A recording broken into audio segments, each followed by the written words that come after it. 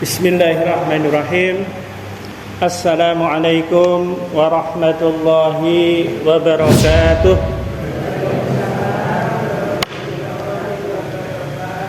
Alhamdulillah wassalatu wassalamu ala Rasulillah wa ala alihi wa sahbihi wa mawala. La haula wa la quwata illa billah. Rabbi shrahli sadri wa yassirli amri wahlul 'uqdatam min lisani yafqahu qawli. Allahumma barik lana fi Rajab wa Sa'bana wa balighna Ramadan. Amma ba'du. Bapak Ibu sekalian, jamaah salat maghrib Masjid Wali Songo yang insyaallah dirahmati oleh Allah Subhanahu wa taala. Alhamdulillah malam hari ini kita bisa berjumpa kembali nggih. Insyaallah hari ini kita ada di tanggal 12 Rajab. Betul Pak nggih? 12 Rajab. Sehingga bulan suci Ramadan itu insyaallah tinggal 1 bulan setengah lah kira-kira nggih. Jadi diperkirakan insyaallah Ramadan itu akan jatuh pada tanggal kalau tidak 18 ya 19 Februari gitu nggih. Nah, kita berdoa kepada Allah ya mudah-mudahan kita diberikan keberkahan di bulan Rajab ini dan juga di bulan Sya'ban, dan kita juga memohon kepada Allah agar umur kita itu dipanjangkan ya, sehingga kita masih bisa bertemu dengan bulan suci Ramadan di tahun 1447 Hijriah ya, atau di Ramadan tahun 2026 ya, di tahun ini. Amin amin ya rabbal alamin. Baik Bapak Ibu sekalian, insyaallah tema kita pada kesempatan malam hari ini itu hukum syarak seputar thaharah ya, seputar thaharah ya. Karena kemarin ada masukan ya ke kita gitu ya. Jadi untuk tema-tema yang kemarin sudah kita sampaikan itu barangkali terlalu berat gitu ya. Makanya ini temanya agak dirubah ya, disederhanakan ya. Jadi kita akan membahas terkait dengan thaharah Bapak Ibu sekalian ya. Apa yang ingin saya sampaikan itu saya ambil dari buku ini ya, dari kitab ini ya. Sehingga apa yang ingin saya sampaikan itu tentunya nanti bisa dipertanggungjawabkan gitu nggih. Jadi ada rujukannya. Ini sebenarnya aslinya ada kitab berbahasa Arab, kemudian ini terjemahannya ya, terjemahannya. Dan insya Allah ternyata satu kitab hanya membahas thaharah itu tebalnya segini Pak. Tebalnya segini nih ya. Ini hanya membahas satu tema ya, thaharah gitu nggih. Nggih, mudah-mudahan nanti berseri nggih. Thaharah, kemudian salat ya, kemudian puasa kan ngoten nggih. Itu pun nanti kita langsung masuk di bab 10 Pak. Bab 10 itu terkait dengan wudu gitu nggih. Ya, langsung ke bab 10 gitu nggih. Baik, kita mulai nggih. Jadi tema kita adalah hukum syarak seputar thaharah. Nggih. Jadi hukum syarak niku sama dengan syariat Islam, nggih, sami dengan hukum Islam gitu nggih. Jadi kalau kita definisikan hukum Islam niku adalah seruan Allah yang berkaitan dengan perbuatan manusia nggih, perbuatan kita nggih. Iku hukum syarak ngoten. Nah, thaharah niku salah satunya mawon gitu. Jadi syariat Islam itu kan cakupannya banyak nggih. Wonten salat ya, zakat, puasa. Kemudian satu di antaranya juga thaharah.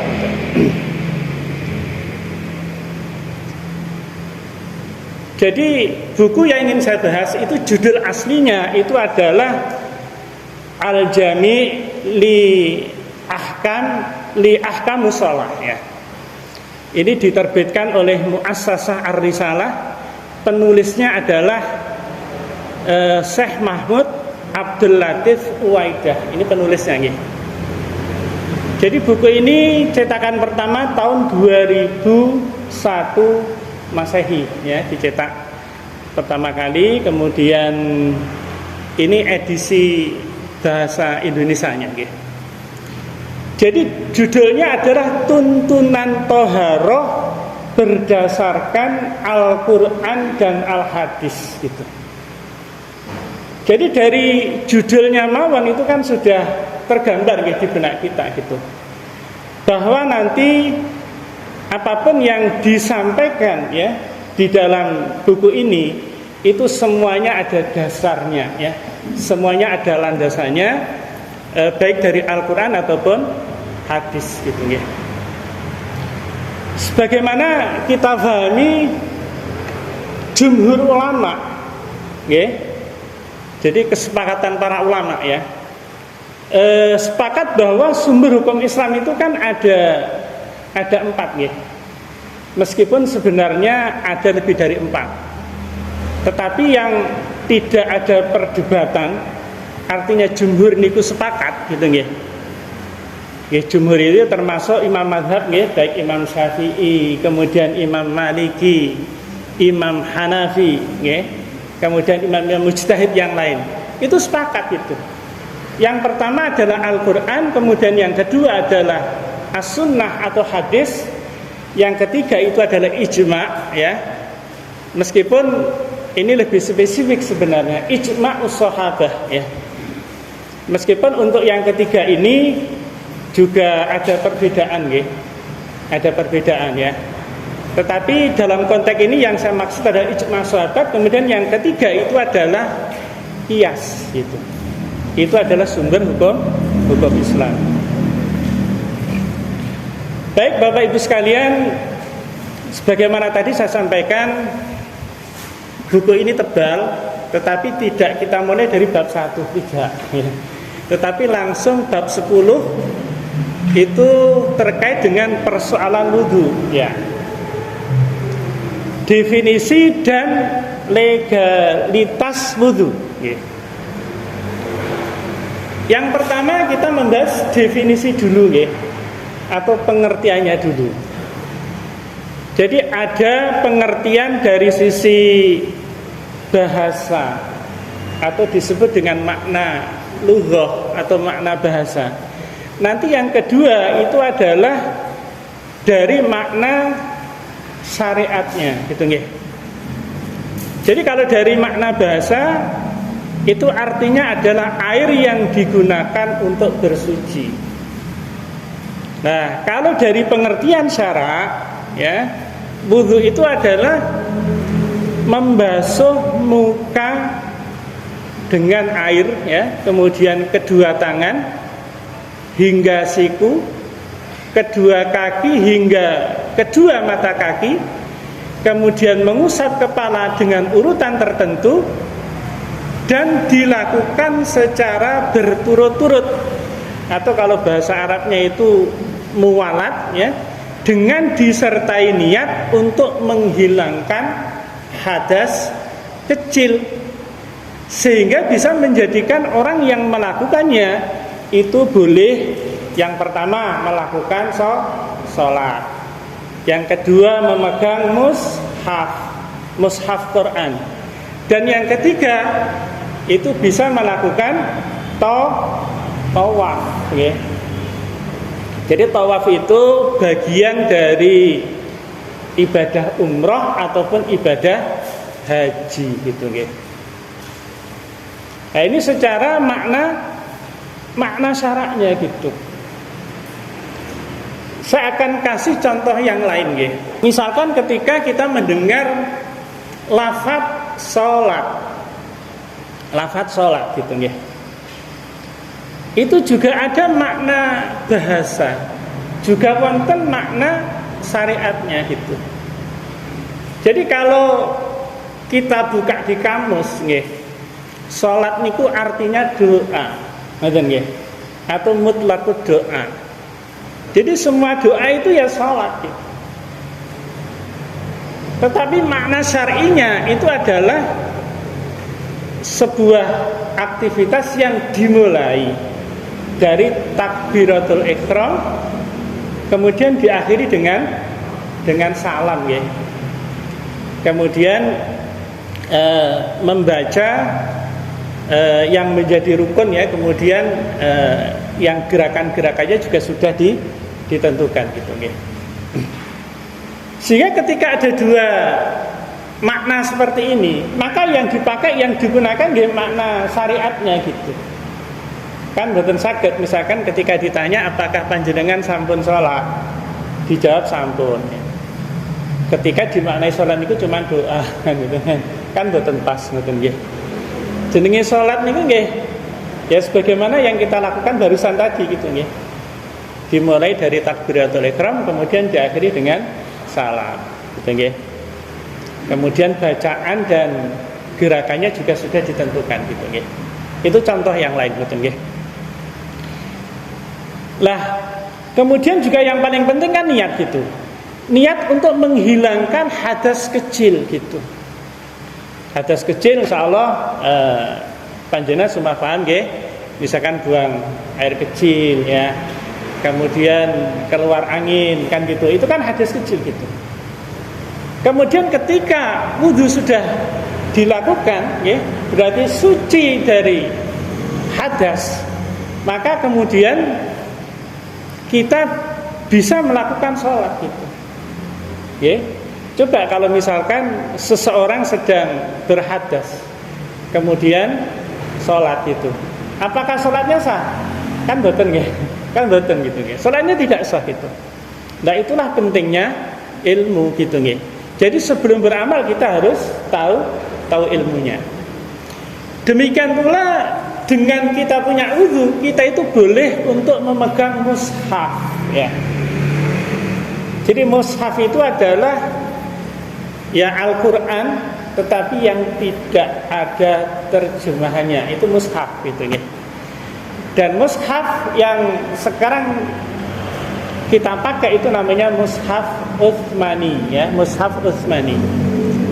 Kenapa disebut mushaf Utsmani ya? Karena ketika itu Al-Qur'an ya, itu pada zamannya Abu Bakar itu dikumpulkan ya. Jadi dikumpulkan dalam bentuk lempengan-lempengan batu, pelepah-pelepah kurma ya. Karena ketika itu dereng wonten kertas gitu. Zamannya Abu Bakar niku cuma dikumpulkan ditaruh di satu tempat genep 30 juz gitu. Niku pada zaman Sayyidina Abu Bakar As-Siddiq radhiyallahu anhu gitu.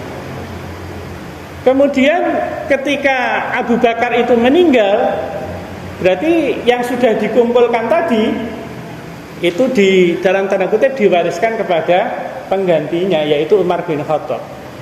Kemudian Umar meninggal, itu dirawat dan disimpan oleh Sayyidah Hafsah radhiyallahu anha. Jadi beliau adalah Ummul Mukminin, istri baginda Rasulullah Muhammad sallallahu alaihi wasallam, juga anak dari Umar bin Khattab radhiyallahu anhu. Nah, kemudian pada masa Utsman, lembaran-lembaran mushaf tadi yang ada di lempengan-lempengan batu itu dipinjam oleh Sayyidina Utsman untuk ditulis ulang, okay? Ditulis ulang gitu. Dibuat ada 11 mushaf, kemudian disebarkan di pusat-pusat kota pusat-pusat kota ketika itu gitu nggih. Lah karena itu disalin pada masa pemerintahan Utsman bin Affan, maka kemudian disebut dengan mushaf Utsmani. Dan insya Allah di seluruh penjuru dunia niku sami Pak. Mushafnya ya mushaf Utsmani gitu. Meskipun riyen itu ada namanya mushaf Ibnu Mas'ud, ada namanya mushaf Ali gitu nggih. Napa bedane? Kalau mushaf Ibnu Mas'ud itu ada dua perbedaan dengan mushaf Utsmani yang sekarang kita pakai. Perbedaannya yang pertama niku urutan surat nggih. Antara surat Al-Imran dengan surat An-Nisa gitu nggih. Jadi kalau mushafnya Ibnu Mas'ud niku dibalik. Duluan An-Nisa ngoten. Kemudian perbedaan yang kedua itu di surat At-Taubah. Itu kalau di mushaf yang kita pakai itu kan mboten wonten bismillahnya. Makanya kalau kita membaca kan langsung toh, a'udzubillahi minasyaitonirrajim, langsung bara'atu minallah dan seterusnya kan gitu. Tapi kalau di mushaf itu wonten bismillahnya ngerti. Gitu nggih. Lah beda lagi mushafnya Ali. Kalau mushafnya Ali niku ditulis berdasarkan asbabun nuzul gitu. Jadi surat pertama bukan surat Al-Baqarah sama gitu. Jadi yang pertama itu nggih surat-surat ya yang termasuk nanti yang turun di Mekah gitu. Nanti baru kemudian yang turun di Madinah gitu. Lah kemudian berikutnya berkaitan dengan legalitas wudu nggih. Wudu niku dasare napa? Yang pertama adalah Al-Qur'an dan yang kedua As-Sunnah atau hadis dan yang ketiga itu adalah ijma. Ngoten nggih. Lah dasar Al-Qur'an itu ada di dalam surat Al-Maidah. Surat Al-Maidah itu surat yang kelima, nggih. Di dalam Al-Qur'an mushaf Utsmani. Ya mushaf yang kita pakai nggih. Kemudian ayatnya itu ayat ke-6. Niku dasarnya nggih. Dasarnya wudu, landasan hukumnya wudu itu adalah surat Al-Maidah ayat 6. Allah berfirman, a'udzubillahi minasyaitonirrajim, bismillahirrahmanirrahim. Ya ayyuhalladzina amanu idza qumtum ilas sholati faghsilu wujuhakum wa aydikum ilal marafiqi wamsahu bi ru'usikum wa arjulakum ilal ka'bain. Ya. Hai orang-orang yang beriman, apabila kamu hendak mengerjakan sholat, maka basuhlah mukamu dan tanganmu sampai siku, dan sapulah kepalamu dan basuh kakimu sampai dengan kedua mata kaki. Itu nggih. Ini surat Al-Maidah ayat 6. Nggih. Jadi dalil berkaitan dengan wudu gitu nggih. Kemudian kalau dalil berkaitan dengan as-sunnah atau hadis, itu adalah sebuah hadis yang diriwayatkan oleh yang pertama Imam Muslim, yang kedua Imam Bukhari, yang ketiga Imam Abu Dawud, kemudian Imam Tirmidzi dan Imam Ahmad. Jadi kalau hadis itu diriwayatkan oleh Imam Muslim, Imam Bukhari, itu biasanya sebutannya adalah muttafaqun alaih ya. Jadi kesahihannya tidak perlu diragukan. Kalau Imam Bukhari meriwayatkan, Imam Muslim juga meriwayatkan gitu ya. Ya. La tuqbalu sholatu ahadikum idza ahdatsa hatta yatawadda ya. Jadi sholat salah seorang di antara kalian itu tidak akan diterima jika berhadas hingga ia berwudu gitu ya. Jadi kalau orang itu sedang berhadas kemudian nekat sholat, maka sholatnya tidak sah. Sholatnya tidak diterima oleh Allah Subhanahu wa ta'ala. Kan harus wudu dulu gitu nih. Ya, itu nggih. Nah, kemudian terdapat ijma. Ijma itu kesepakatan nggih. Di kalangan sahabat yang mewajibkan wudu ketika hendak sholat. Tidak ada seorang pun yang menyalahi kewajiban ini. Bahkan tidak ada seorang muslim pun yang menyalahi kewajiban ini. Sehingga persoalan wudu wajib dilakukan ketika hendak sholat itu merupakan perkara maklumun minadin bidzarurah, atau hukum agama yang pasti diketahui gitu. Jadi maklumun minadin bidzarurah ya. Jadi persoalan agama yang memang sudah ya wis kabeh wis ngerti ngoten lho nggih. Contoh misalkan kayak sholat 5 waktu wajib. Masa enten mesti wong sing mboten ngerti gitu nggih. Niku persoalan sing kabeh pun ngerti niku nggih. Itu namanya maklumun minadin bidzarurah ya. Jadi hukum yang pasti yang semua orang itu sudah tahu gitu. Termasuk wudu gitu. Masa enten wong Islam mboten ngerti nek arep salat itu kudu harus wudu. Ya. Mestinya mboten enten nggih, mesti mboten enten gitu nggih. Meskipun ngenten nggih, meskipun ngenten. Jadi nanti yang menjadi persoalan adalah apakah seseorang itu berhadas atau tidak. Jadi bukan berarti kemudian setiap kita itu mau sholat itu mesti harus wudu, mesti harus memperhabari wudu kita. Betul gitu. Artinya ketika kita itu masih punya wudu, misalkan contoh saat menikah nggih. Tadi barusan kita sholat maghrib, kemudian ada taklim ngeten iki nggih. Kita mboten batal gitu. Mboten perlu wudu gitu. Mboten perlu wudu gitu. Kecuali kalau misalkan taklim tapi tertidur gitu. tidur nyenyak gitu. Nah, atau misalkan kentut buang air gitu nggih. Maka kalau mau salat isya berarti harus wudu dulu gitu nggih. Lah niku wonten kaidahnya. Kaidahnya adalah malayatimul wajib illa bihi fahuwa wajib. Nggih, ini kaidah nggih, kaidah ya. Kaidah usul nggih. Malayatimul wajib, apa-apa yang menjadikan ketidaksempurnaan sebuah kewajiban gara-gara apa-apa tadi, maka apa-apa tadi itu menjadi wajib hukumnya gitu. Ngoten nggih. Misalkan contohnya wudu gitu. Nggih. Panjenengan batal gitu nggih. Panjenengan batal. Lah, dengan batalnya panjenengan itu menghalangi kesempurnaan sholat kan? Sholat kita menjadi tidak sah, sholat kita tidak diterima oleh Allah Subhanahu wa taala kan kata. Maka wudu niku wajib hukumnya. Ngoten nggih.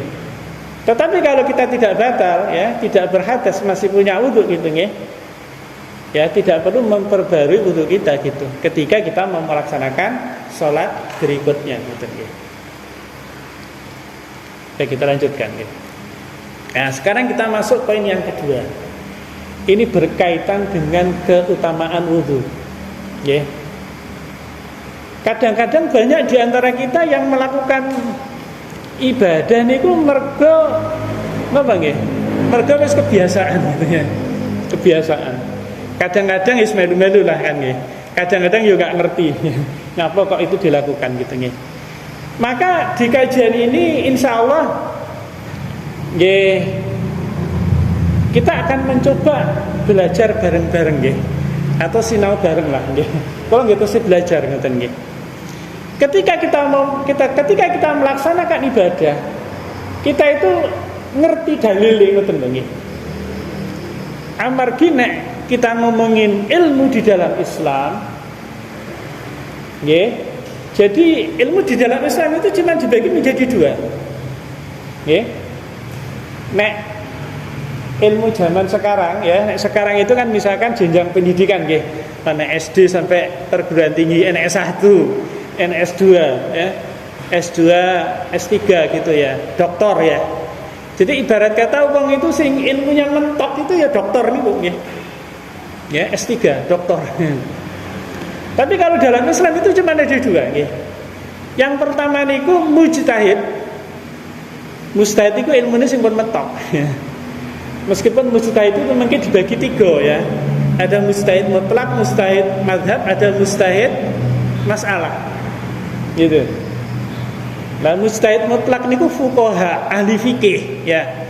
Kados Imam Syafi'i niku nggih. Imam Malik niku secara keilmuan pun mentok niku nggih. Fuqaha ngoten nggih. Jadi mujtahid al-fuqaha niku punya kemampuan untuk menggali hukum. Misalkan wonten persoalan baru ngeten nggih. Iki hukumnya apa toh? Nah, niku yang akan menghukumi iku mujtahid niku gitu loh. Kalau zaman saat ini dokter ngeten kira-kira gitu ya. Mujtahid gitu. Gitu ya. Lah kemudian yang kedua niku muqallid. Muqallid itu kados kula dan panjenengan niku muqallid gitu. Ya, jadi mboten saged menggali hukum. Mana nek menggali hukum itu dosa gitu ya. Karena wonten hadis nggih. Jadi nek mujtahid menggali hukum hasilnya bener niku pahalanya dua. Pahalanya dua. Tapi menawi keliru niku pahalanya tunggal. Ini kalau mujtahid gitu. Tapi kalau muqallid seperti kita niku malah dosa gitu. Wonten hadis iki. Ya, man kadzdzaba alayya muta'ammidan falyatabawa maq'adahu minan nar gitu. Jadi barang siapa yang berdusta atas namaku, maka bersiap-siaplah untuk mengambil tempat duduknya di neraka gitu nggih. Nggih. Ya, nek enggak duwe ilmune ya kita ndak bisa gitu. Makanya kita niku ngibadah niku kan ngikut mujtahid gitu nggih. Misalkan kados wudu, salat, ya misalkan kita ngikut salah satu imam madhab nggih, misalkan Imam Syafi'i gitu nggih. Cuman memang persoalan fikih itu memang dituntut kedewasaan nggih untuk bersikap gitu. Karena persoalan fikih itu kadang-kadang berbeda antara mujtahid satu dengan mujtahid yang lain ngoten. Jadi tidak boleh kemudian menyalahkan, apalagi mengkafirkan, tidak boleh gitu nggih. Karena masing-masing itu punya dasarnya gitu, punya dasarnya gitu. Nggih. Baik, kembali lagi ke keutamaan wudu nggih. Insya Allah nanti di sini saya akan sampaikan banyak hadis ya. Ternyata banyak sekali keutamaan berwudu gitu. Lah mudah-mudahan ketika ini saya sampaikan, maka masing-masing kita itu juga ya wudunya itu ya sesempurna mungkin lah, ya sebaik mungkin gitu nggih. Gitu nggih. Meskipun hadisnya itu banyak sebenarnya, tetapi tentu di sini hanya kita akan ambilkan beberapa mawon nggih. Nah niki. Jadi hadis yang pertama niku diriwayatkan oleh Imam Muslim. Perawinya salah satunya adalah dari Nu'aim bin Abdillah al-Mujmir ya. Dia berkata, yang berkata sinten niki? Nu'aim ya. Yang berkata Nu'aim ya. Apa yang dikatakan oleh Nu'aim ini? Ben cepet langsung artinya mawon nggih. Nggih, nanti kalau panjenengan ingin filenya itu di Pak Win ada insyaallah. Nggih Pak Win nggih. Nanti bisa minta ke Pak Win nggih. Jadi aku melihat Abu Hurairah itu berwudu. Yang melihat sinten Pak? Nu'aim ya. Nu'aim ini juga sahabat gitu. Melihat Abu Hurairah ya berwudu. Dia berarti yang melakukan itu adalah Abu Hurairah ya. Dia membasuh mukanya dan membaguskan wudunya. Kemudian dia membasuh tangan kanannya hingga mengenai lengan bagian atas gitu. Lengan bagian atas berarti di atas siku nggih. Kan batasnya kan siku nggih. Jadi kalau membasuh tangan itu mboten sampai siku berarti kurang sempurna nggih wudune gitu nggih. Kemudian tangan kirinya hingga mengenai lengan bagian atas. Ini berarti kan juga berkaitan dengan urut-urutan nggih. Jadi tangan ya, lengan kanan dulu baru kemudian lengan kiri gitu nggih. Kemudian dia itu mengusap kepalanya. Abu Hurairah ya, karena ini yang menyampaikan adalah Nu'aim ya. Nu'aim ya. Lalu membasuh kaki kanannya hingga mengenai betis. Kemudian mencuci kaki kirinya hingga mengenai betis. Lalu dia berkata, beginilah aku telah melihat Rasulullah Sallallahu Alaihi Wasallam berwudu gitu. Jadi yang dilakukan oleh Abu Hurairah itu mencontoh siapa, Bapak Ibu sekalian? Mencontoh baginda Rasulullah Muhammad Sallallahu Alaihi Wasallam gitu. Nah itu yang disampaikan oleh Nu'aim gitu. Kemudian dia berkata, ya, Rasulullah Sallallahu Alaihi Wasallam bersabda. Ini yang berkata adalah Abu Hurairah, nggih. Pada hari kiamat kelak kalian akan bercahaya disebabkan wudu kalian yang sempurna. Maka siapa di antara kalian yang bisa, hendaknya dia memperpanjang cahaya dan sinarnya. Hadis riwayat Muslim. Gitu nggih. Jadi salah satu fadilah berwudu itu nanti di hari kiamat, ya. Jadi wajah kita itu akan bercahaya karena air wudu, ya, karena wudu yang kita lakukan, ya, ketika di dunia, gitu nggih. Ini hadis yang pertama, gitu nggih. Jadi barang siapa yang berwudu dengan sempurna, ya, insya Allah nanti di hari kiamat itu wajahnya akan bercahaya gitu. Makanya bagus kalau seandainya kita mampu itu terus menjaga wudu gitu nggih. Jadi wudu itu bukan ketika mau deres Quran, ya, bukan hanya ketika gitu nggih. Ketika mau sholat. Kalau kita mampu, ya bisa kita terus menjaga wudu kita gitu. Nah, kemudian hadis yang kedua. Kalau tadi dari Nu'aim, dari Abu Hurairah, nah ini dari Abu Hurairah, ya. Ini hadis dari Abu Hurairah.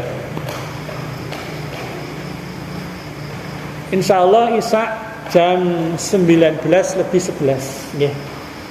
Jadi kajian kita itu ya insya Allah nanti, ya kalau tidak, ini slide-nya ada 20, yang saya bikin ada 20 ya. Nanti kalau nggak selesai nanti bisa kita lanjutkan di pertemuan berikutnya, ya. Dari Abu Hurairah ini Kiki, bahwasanya Rasulullah SAW mendatangi sebuah pekuburan. Lalu Rasulullah SAW bersabda, keselamatan bagi kalian yang menghuni tempat kaum yang beriman. Sesungguhnya kami insya Allah akan menyusul kalian. Gitu, ya sebagaimana kita nggih. Kita juga pasti akan mati kan gitu nggih.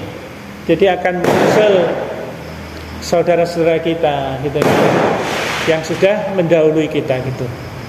Sungguh aku merasa senang kita telah menengok saudara-saudara kita. Kemudian para sahabat bertanya, bukankah kami ini saudaramu wahai Rasulullah? Jadi para sahabat itu kritis nggih. Nggih. Ya, persoalan apapun itu ditanyakan gitu ya.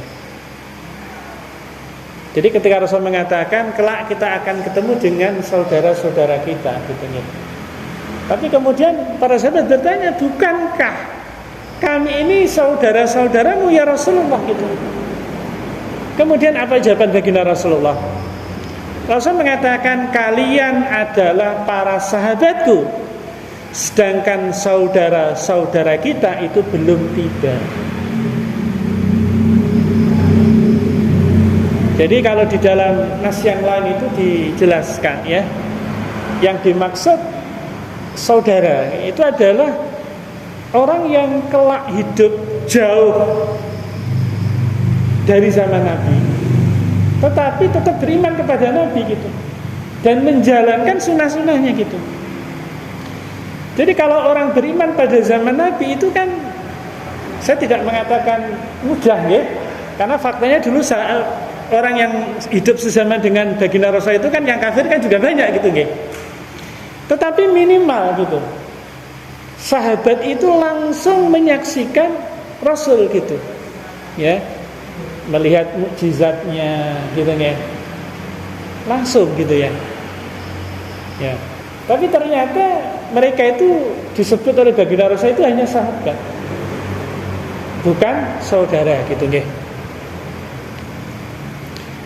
Kemudian para sahabat bertanya, bagaimana engkau mengetahui orang-orang ya yang belum tiba dari kalangan umatmu wahai Rasulullah? Kemudian Rasulullah itu menjawab, tahukah kalian seandainya seorang lelaki memiliki seekor kuda putih yang bercahaya yang ada di antara kuda-kuda yang hitam legam, bukankah dia akan mengetahui kudanya itu? Ini bahasa analoginya Rasulullah ya. Jadi kalau ada kuda putih di antara kuda-kuda hitam, kan gampang toh, nggih. Karena dia satu-satunya gitu nggih. Gitu. Apalagi hitam putih itu kan kontras gitu nggih. Ada kuda putih di antara ribuan kuda hitam, maka mudah untuk dikenali. Itulah kira-kira gambaran baginda Rasulullah. Kemudian para sahabat berkata, wahai Rasulullah, ya, betul wahai Rasulullah. Kemudian Rasul bersabda, sesungguhnya mereka akan datang dalam keadaan putih bercahaya karena menyempurnakan wudunya gitu ya. Aku mendahului mereka ke telaga. Ini ketika di surga ya. Ketika di surga ya. Jadi Rasulullah itu nanti akan menunggu di telaga. Lalu aku memanggil mereka. Ini sabda Rasulullah ya. Kesinilah kalian. Lalu dikatakan kepadaku ya. Artinya dikatakan kepada baginda Rasulullah, sesungguhnya mereka telah mengganti ajaranmu setelah engkau wafat. Maka aku berkata, bergilah jauh-jauh gitu ya. Jadi kalau ada orang ya berpegang teguh kepada ajaran baginda Rasulullah, ya tentu diantaranya kan sholat. Sebelum sholat kan pasti dia berwudu kan ngoten nggih. Maka nanti di hari kiamat ya, wajahnya itu akan bersinar dan Rasulullah itu akan mudah untuk mengenali gitu. Dan nanti akan dipanggil oleh baginda Rasulullah gitu. Nggih. Tetapi nanti ketika ada orang yang misalkan ya tidak berpegang teguh kepada ajaran baginda Rasulullah ya, maka kemudian malah nanti akan diusir oleh baginda Rasulullah.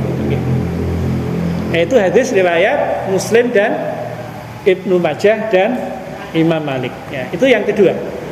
Kemudian yang ketiga, keutamaan wudu yang ketiga.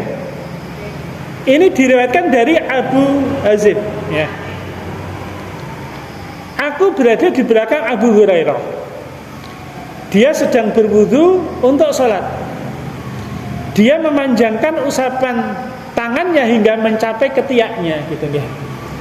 Berarti sampai ketiaknya.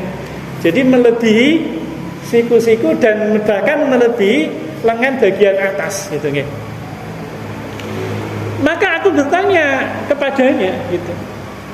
Bertanya kepada Abu Hurairah, wahai Abu Hurairah, wudu macam apa ini gitu ya.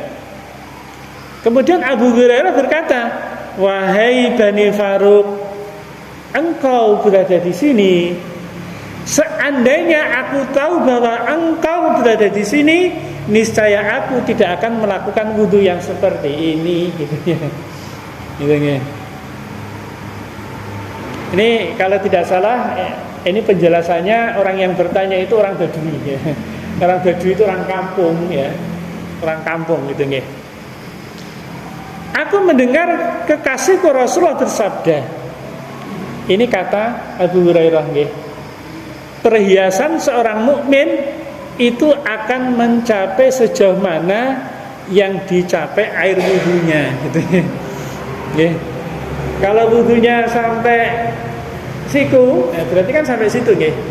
Kalau sampai lengan atas berarti sampai lengan atas. Kalau sampai ketiak berarti kan sampai kayak gitu nih. Meskipun sebenarnya cukup sampai siku gitu nih. Makanya Abu Hurairah berkata gitu loh. Aku nggak ngerti kalau ada engkau gitu loh.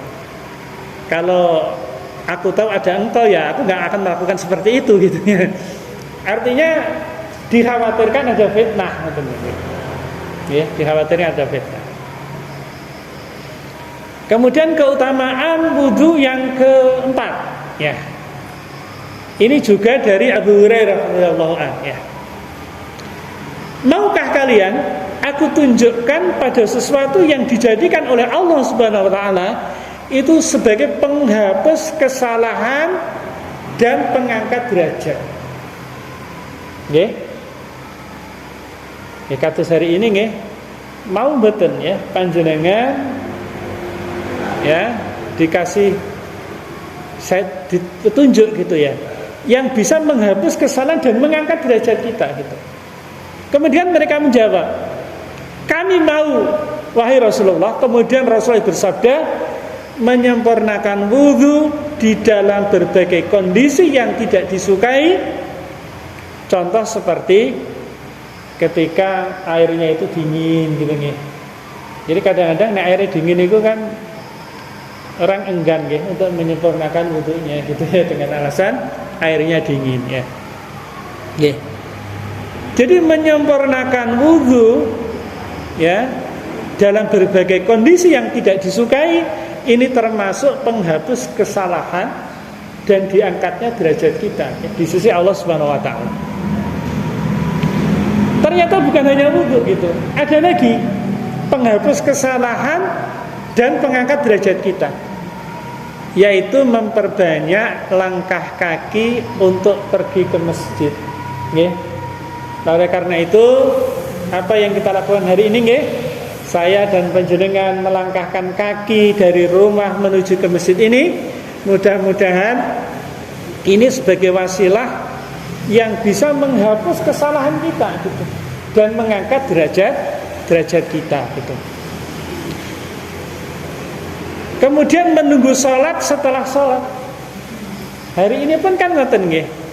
Hari ini kita menunggu sholat isya. Kan ngoten nggih. Mudah-mudahan ini juga sebagai wasilah yang akan menghapus kesalahan kita nggih dan mengangkat derajat kita nggih. Baik Bapak Ibu sekalian, ini sudah jam 11, jam 7:11 nggih. Kita baru sampai slide ke 9 nggih. Masih ada 11 set lagi. Insya Allah nanti akan kita lanjutkan di pertemuan kita yang akan datang. Mohon maaf kalau ada kekurangan. Allahu minkum bila taufik wal hidayah. Wassalamualaikum warahmatullahi wabarakatuh.